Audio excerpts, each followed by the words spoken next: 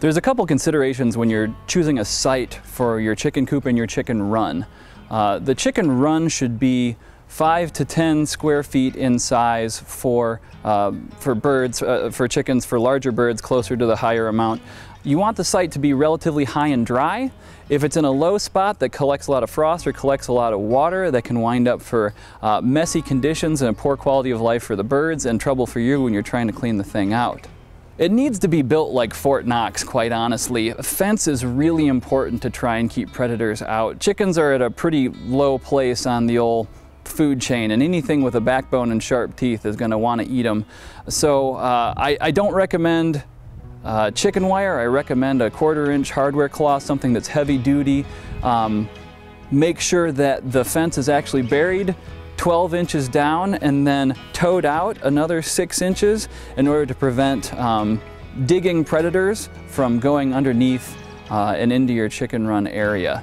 Ideally, you're actually going to want to have a protective fence or protective strings over the top of the chicken run as well. It's entirely possible for swooping predators like raptors, owls, and hawks to get into a chicken run if there's perches close by. So a fence, a wildlife mesh, or even some zigzag string will prevent some of those swooping predators from getting into your chicken run. Lastly, just from a biosecurity consideration, it's wise to have a dedicated pair of footwear that you're going to be wearing into your chicken coop and chicken run, and don't use those in other people's coops and runs. The possibility of transferring disease is real, and we want to maintain healthy chickens both for the backyard enthusiasts and for the commercial flocks around the state.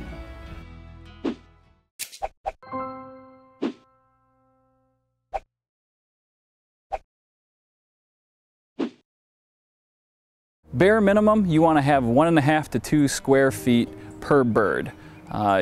Bigger birds, probably even a little bit more than that.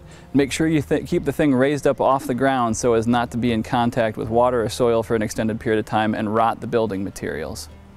Inside that coop, you're going to need a couple major things. One, nest boxes.